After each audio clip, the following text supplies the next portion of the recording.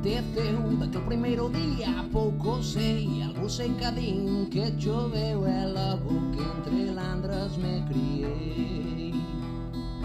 Éramos che verdes e pequechas, gustabanos toar e mirar pro sol. As vellas raíces moldeaban as cabezas dos que a pouco íamos medrando. A folla caeu dun carballo, un rego comezou a levar. Ese rego fixose río, deixando o carballo atrás.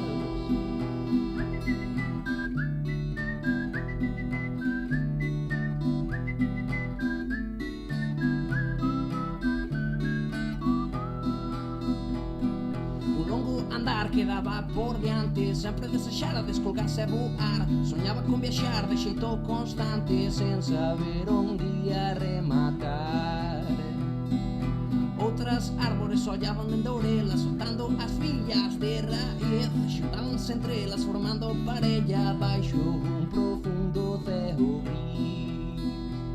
Un día o vento soprou, levantando as follas do chan, mecéndoas entre as estrelas, mais suaira vería mainar.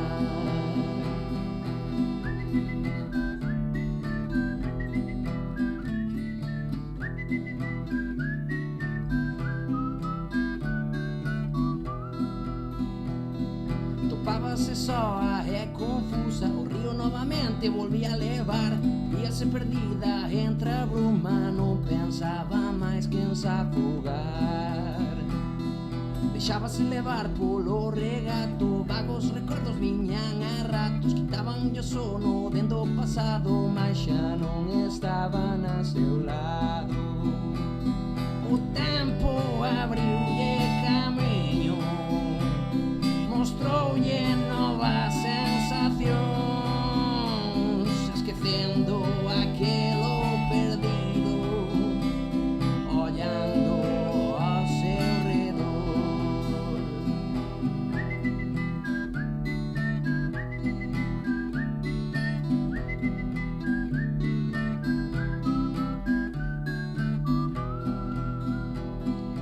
Unha nova luz iluminara, xa non tiña medo a sentir.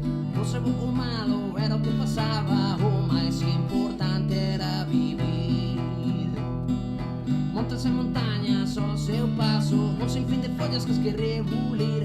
Nubes, choiva, menceres e o caso facían fermoso existir. Esta é a historia